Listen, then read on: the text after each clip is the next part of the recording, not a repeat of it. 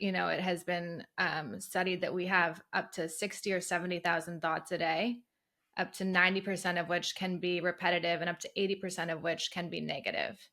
And so often we're just letting these thoughts run on autopilot, thinking that that's just the norm.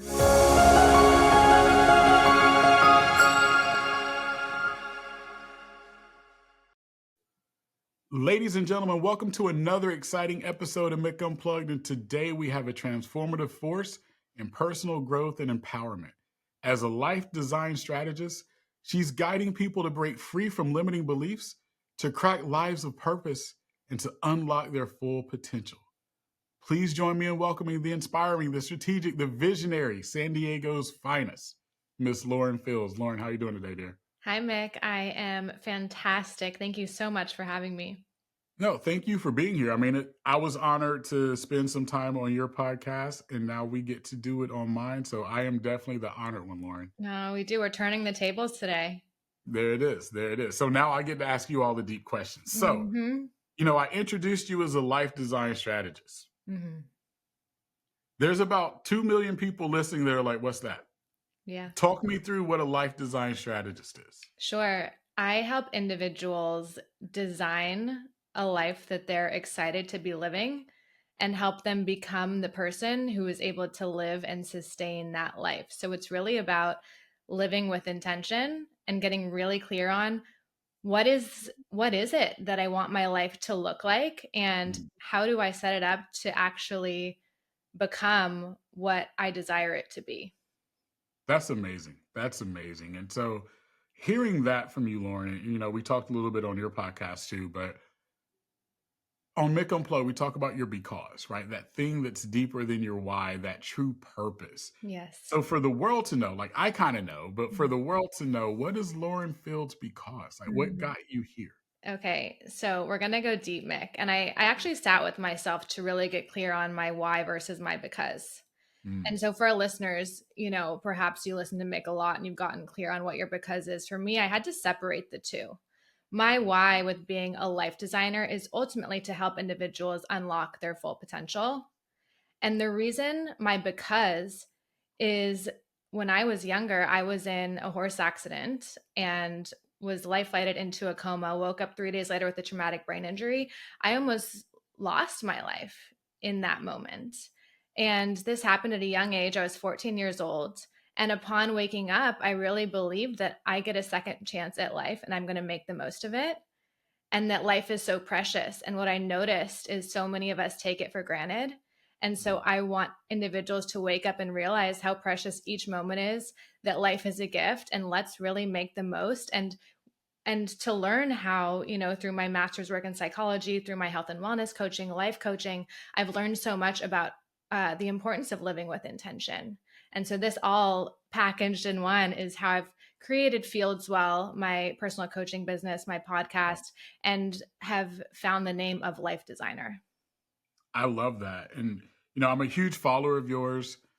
We actually connected initially on Instagram, right? So the power of social media. Been a huge follower of yours for several months now. And you have a recurring theme of like limiting beliefs, right? And how to help people overcome that. And I have this acronym called BED, right? So get rid of your BED, your beliefs, your excuses, and the decisions that hold you back. I love to talk to the expert, right? To my friend Lauren, on those limiting beliefs. Like, how can people overcome them? Like, when you start to get those triggers or signs, like, what are some of the steps that people should have or should make to overcome those limiting beliefs and self-doubt? Sure. So I think the first step is becoming aware of your own thoughts. It has been studied that we have up to 60 or 70,000 thoughts a day, up to 90% of which can be repetitive and up to 80% of which can be negative. And so often we're just letting these thoughts run on autopilot, thinking that that's just the norm. But when you start to do the work, when you start to meditate and become aware of your thought processes, when you start to check in with yourself and ask, why am I thinking these thoughts? Is this what I want to be thinking? And if not, what would I want to replace it with? Then you start to realize, wow, why do I believe these things? Perhaps they're part of the identity I formed when I was a child based on the attachment bond I formed with my primary caregivers. And I've let this run on autopilot for the past 20, 30 years. Yeah. I want to change that. And one of my favorite scientists, Dr. Joe Dispenza, will say, our personality creates our personal reality. So if we want to change our reality, we need to change our personality. And that starts with becoming aware of your thought processes, how you're speaking to yourself. So again, that awareness and paying Mm, attention to what are the thoughts that I'm having. Perhaps you want to write them down. mm, Perhaps you want to start to rewire them by doing some mirror work and speaking kind things to yourself. Pay attention to the yep. words you're using, and really just focus on the relationship you have with yourself. Yeah, I love that. One of the things that I do is I start with positive affirmations every day, and a lot of people Mhm. think that that's cliche, right? But you just kind of solidified why I do it, because we're going to get hit with negative thoughts, even subconsciously, right? Yeah. And so much so, and I love your take on this because I had a psychologist come on early on in Mick Unplugged, and it was enlightening for me because he said, Mick, early on in life, from infancy, you're taught no, Yeah. right? Like you're never told when you're doing something right. Your first instinct to know is when you're doing something wrong, right? And so that is kind of embedded in us. So I love your take on that too, because I think that actually is why we have not even limiting beliefs, but sometimes negative thoughts or the apprehensions that we have because our first words are no a lot of Mhm. times. Yeah, and for our listeners, you're not alone. We're all going through this, and it takes work to rebuild your mindset. And this is important because our brain is a record of the past. And so, if you want to Mm, move beyond your past, so many of us are either regretting the past or anxious for the future. We need to live for our desired future and get really clear on what it is we want to create, because these thoughts, these limiting beliefs, these negative thought patterns can really keep us stuck from attracting the future desired state that we yearn for. yeah, yeah, that's amazing. That's amazing. So, for the listener, for the viewer that is like, okay, I know I need to do something, and Lauren's given me like a good initial step. How do they keep the momentum going? Mm-hmm. Mm-hmm. I mean, again, it comes back to the daily choices. I think it can sometimes feel overwhelming, like, oh, you can design my life. Like, that's a really big Yeah, statement. yeah, Let's focus in on your daily living. Let's yeah. focus in on one day at a time and the choices you're making each day. Say you're saying you want success or you want to earn more money. However, you're spending the nights out late at a bar. Those are out of alignment. So, really Right. look in on what you do each day. And if that is what a person who, in your mind, a person who is successful, fulfilled, would those be daily habits they would be um, employing in their lives? And if not, it's time to make a change in your life to ensure that the acts you're taking each day are in alignment with where you want to go. Mm, I love that. I love that. And so again, you actually just hit on it a little bit there, but one of my favorite series of clips from you is you're talking about alignment and goals, right? And so you Mhm. just were hinting on the alignment there, but I know it's the central theme of what you teach and what you walk through your clients with. So talk to the listeners and viewers about the importance of alignment and goals. Yeah. So, Mick, we talked about this last week on the Field Swell podcast. It's so important to set goals for yourself and to write them down. There's this statistic that shows we're 42% more likely to achieve our goals just by writing them down. And so it's so important to do that inner work and check in with yourself, like, what are my goals?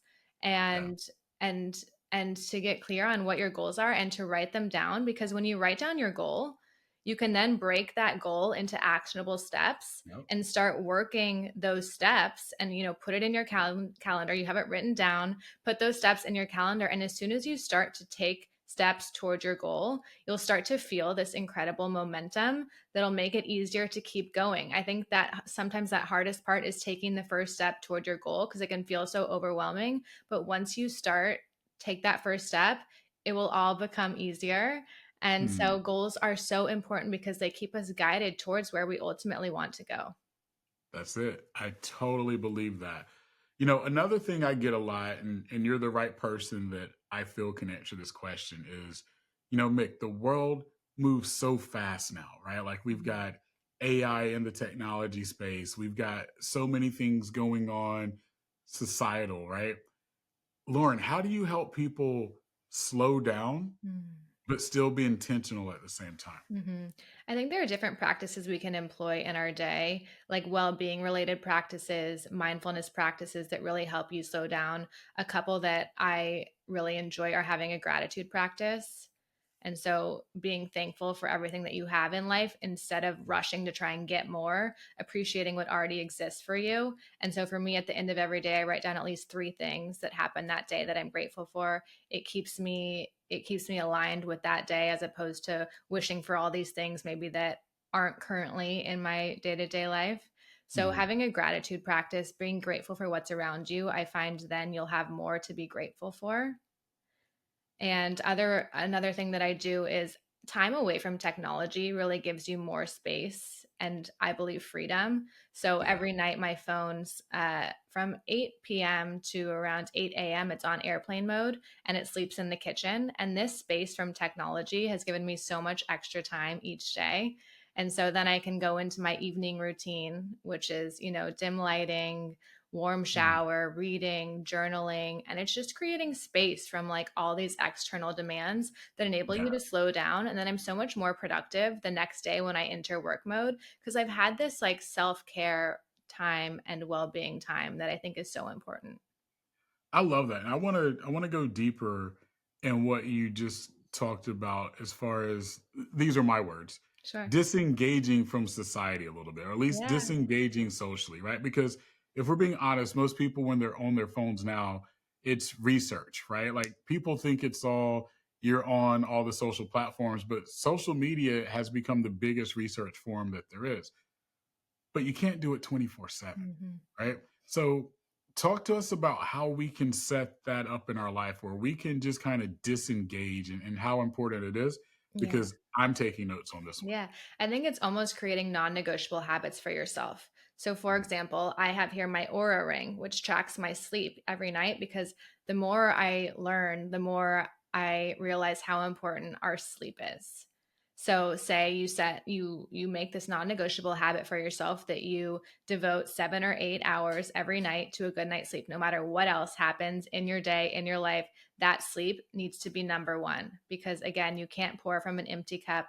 Your well-being um, is going to immerse itself in every other area of your life, and when you change inside, your reality is going to change outside. So you really need to prioritize taking care of yourself. So if sleep is a non-negotiable habit, maybe you also prioritize moving 30 minutes every day. Maybe you prioritize having a salad with protein for lunch. And these habits you start to build and stick to. And if you can stick to them for, say, 30 days, they're much more likely to become a consistent habit because you'll start to see the changes. So many people, maybe they'll sit in meditation for 3 days and they're like, oh, I don't notice a huge difference in my life. I'm just going to go on without it. It takes time to see the difference, but this is difference that is consistent and it's sustainable long term. And it really is what ultimately sets you up for success. Mm, that's amazing. That's amazing. So back to the life design because that's a lot of Mhm. what you do. I mean, not that it's a lot of what you do, but it's who you are. Like I'm gonna say that you kind of brought that name, that term to the forefront of giving it a lot of popularity. Mhm. So for the listener, the viewer that's like, okay, I might be a little overwhelmed. I know I'm gonna do it. Mhm. Like, what are the key components of life design? Just so Mhm. that everybody's on Yeah. the same page. Yeah, I think to start, it's what when you come perhaps to a life designer or a life coach or a lifestyle manager, like when you come to someone to help you with your life, often you're realizing you want to improve your life or you want to make a change. So I think that's the first step is like acknowledging your why, like why Mhm, am I deciding to meet with a lifestyle manager? And then okay, that's because you want to see a change in your life. So, what is it that you want to see the change in? And what do you want your life to look like? And what do you want your life to feel like? And so mhm, often, Mick, people will desire an end result because of the state that they believe it's going to make them feel when they get there. mhm. The more I learn regarding energy and quantum physics, the key is really to figuring out how we can have that individual feel that emotion now because that will help them get it and be able to sustain it in the future, as Mm. opposed to saying, okay, once my life looks exactly like this, then I'll feel this way. How can Okay. we get you to feel this way now? Because then you're more likely to be aligned with the potential that already exists in the field Yeah. of the life that you desire. That's amazing. And a lot of what you do, it's strategy and it's empathy, Mhm. right? So how do you, using your word, how do you align both of those Mm. with your clients? It's so important. So, to give even more background, when I was in my younger 20s, I was living in New York City and I was a lifestyle manager. And so Mm. I was planning all these external realities for individuals. Okay, yes, I know the best restaurant to send you, the best hotel, gala, what have you. But then I was like, how are these individuals doing inside? Granted, much of this was my own internal turmoil from experienced trauma when I was younger, never fully working through it. And this is when I started doing all the health and wellness coaching, yoga teacher training, life coaching, psych masters, all of it. And then I was like, okay, I do love the hospitality element and ensuring people have lives that are beautiful on the outside. But I think what's so important is how they feel about themselves on the inside. And I believe when individuals are given this space of like love, compassion, care, understanding, that's so important. And to be able to hold that for clients in alignment with being someone with a background in business who can help them strategize on their lives and to give them shortcuts based on my experience in coaching, in psychology, and combining the two has been really harmonious, and it's ultimately what I live for. Mm. That's great. That's great. What are some common misconceptions that you see or that you have to help people overcome when they start this journey? Yeah, I think one of the biggest ones is the limiting beliefs or the story they're telling themselves about their past Mm. because they're holding on to it, and it's like they're dragging this baggage that no longer exists. Studies show that our memory of the past is only about 50% accurate. And Mhm. so we're living by this story that's completely keeping us stuck that maybe isn't even exactly what happened, but we're letting it define our lives, and we're almost like addicted to the story we're telling ourselves about the past, and it's blocking us from attracting a brighter future. Say we want to feel free, say we want to feel successful, we want to feel love, but we're coming in with a limiting belief of like anger, resentment, jealousy. Those aren't aligned. So Mm. it's getting really clear on what the client wants to feel, what they want to attract, and ensuring that their energy in this moment is aligned with that. Yeah, I dig that a lot. I dig that a lot. Earlier in the conversation, you were talking about resiliency, Mm-hmm. right? How important is resiliency in fulfillment of life? I believe it's crucial because resiliency to me means being able to get back up after you fall. And Mm. so often individuals can get knocked down or they experience a perceived failure where something didn't go as they had planned and they never get back up. But I believe I talk in my TEDx talk, this space between falling and getting back up is the space of transformation. It's just as a butterfly, when a butterfly is in the cocoon going through metamorphosis, if you take it out too early, it won't be Mhm. able to fly because it's still developing its wings. We all go through these struggles, and in that opportunity of struggle, in that in between of falling and getting back up is our opportunity to rebuild and ultimately transform ourselves. So to have this belief that I'm resilient, I've made it through hard times, we all already have. Take acknowledgement and celebrate that, because on the other side of that is a whole new evolved and liberated version of you.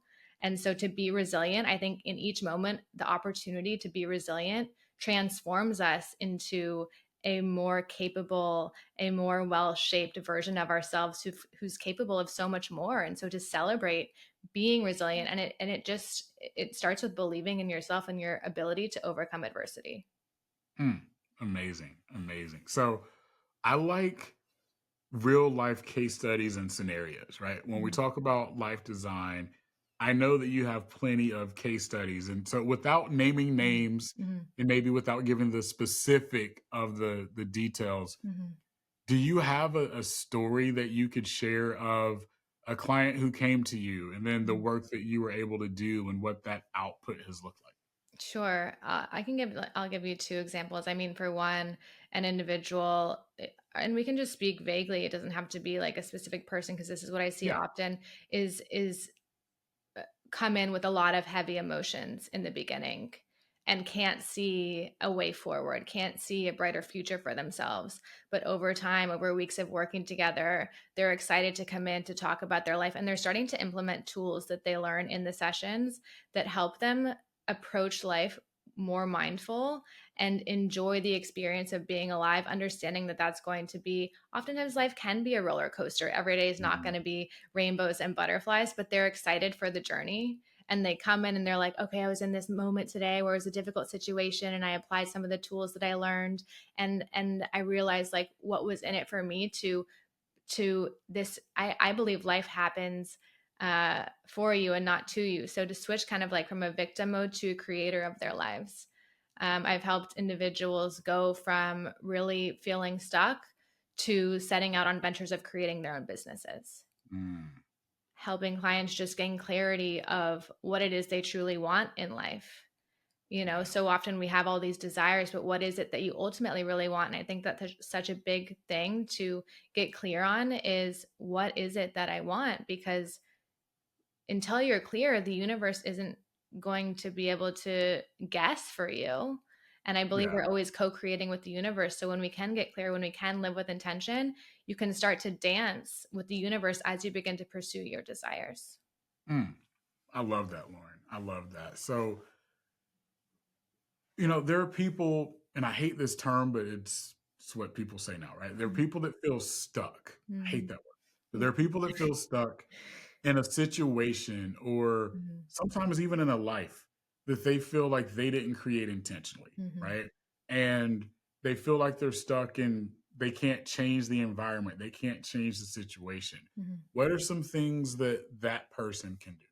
I think a big thing is getting really clear on like what's the problem. Mm. Identify what the problem is in your life. And then when you identify it, then I think there are multiple ways you can strategize to overcome that problem. But it's getting really clear, because so often we're stuck in our own melodrama Mm. that we can't even like see beyond it. And so get really clear on what it is that's the problem. What is it that's keeping you stuck? Get really clear. And then let's figure out how we can overcome it. Because I believe there are multiple ways or strategies we could start doing today that would improve the problem. But what I see often, Mick, is we're blaming everything outside of ourselves for how we're feeling. Mm. And we're waiting on everything outside of ourselves to change for us to feel better. Yeah. And that's the reverse. You, as soon as you start taking care of yourself, as soon as you go inward, as soon as you start changing, everything around you will start to change. Totally agree. Totally agree. Lauren, you dropped so much knowledge, so much wisdom Mhm. here. Where can people find and follow you? I am most active on my social media, which is my name, Lauren Fields. You can visit my website, fieldswell.com. You can listen to the Fieldswell podcast, and soon you'll be able to visit me in person at my wellness sanctuary in San Diego, also called Fieldswell, which opens in a few weeks. Ooh, let's talk about that really Yeah. quick. The Yeah. sanctuary. Let's Let's go. go, Mick. So I asked myself this question. We can go to, Equinox to work out our bodies. We can go to Sweet Green to eat a salad and nourish ourselves, but where can we go to work on our mindset? Mm. And why isn't that something that is prioritized, celebrated to work on? It's not often people celebrate going to therapy. I think we're becoming more open to it. But I saw this gap in the market and I thought, I want to create a sanctuary where individuals can come to work on their mindset. And that is what I have been focused on building out with Fieldswell.